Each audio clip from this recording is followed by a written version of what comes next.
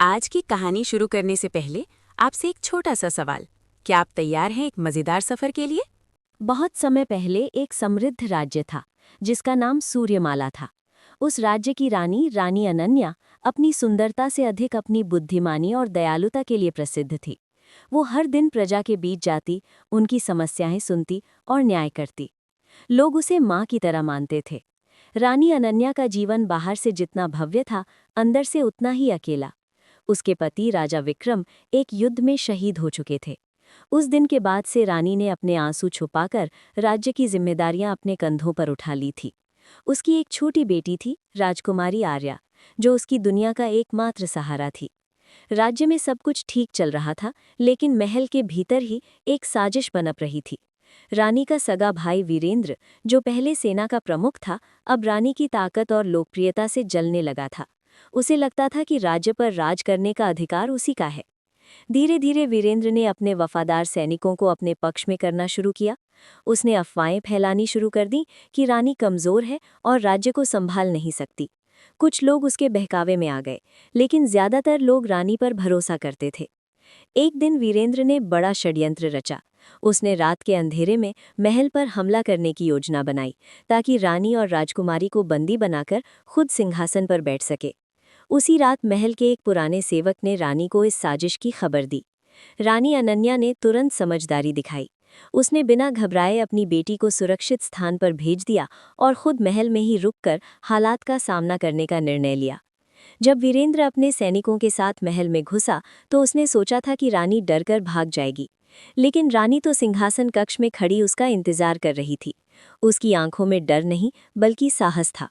रानी ने शांत स्वर में कहा, वीरेंद्र, तुम मेरे अपने हो। ये सत्ता की लालच तुम्हें कहाँ ले आई? वीरेंद्र हंस पड़ा। अपनों से ही तो सबसे बड़ा धोखा मिलता है रानी। आज ये राज्य मेरा होगा। तभी रानी ने एक संकेत दिया। अचानक महल के चारों ओर से वफादार सैनिक आ गए, जिन्हें रानी ने पहले ही तैयार कर रखा था। वीरेंद्र और उसके साथी घिर गए। वीरेंद्र की आंखों में डर साफ दिखाई दे रहा था। उसने समझ लिया कि उसकी चाल असफल हो चुकी है। रानी के सैनिकों ने उसे पकड़ लिया। रानी ने उसे सजा देने से पहले एक आखिरी मौका दिया। उसने कहा, अगर तुम अपने अपराध को स्वीकार कर लो और सच्चे दिल से पश्चाताप करो, तो मैं तुम्हें माफ कर सकती हूँ। वीरेंद्र की आंखों में आंसू आ गए। उसे अपनी गलती का एहसास हो चुका था। उसने सिर झुकाकर माफी मांगी। रानी अनन्या ने उसे जीवन दान दे दिया, लेकिन उसे राज्य से निष्कासित कर दिया। उसने कहा, सजा सिर्फ बदले के लिए नहीं होती, बल्कि इंसान को उसकी गलती का एहसास दिलाने के लिए होती है। कुछ समय बाद राज्य में फिर से शांति लौट आई। राजकुमारी आर्या बड़ी होकर अपनी माँ की तरह ही बहादुर और दयालु बनी। रानी अनन्या ने उसे हर वो गुण सिखाया जो एक सच्चे शासक में होना चाहिए। सालों बाद जब रानी बूढ़ी हो गई, तो राजकुमारी आर्या को गद्दी सौंप दी। प्रजा ने नए उत्साह के साथ अपनी नई रानी का स्वागत किया।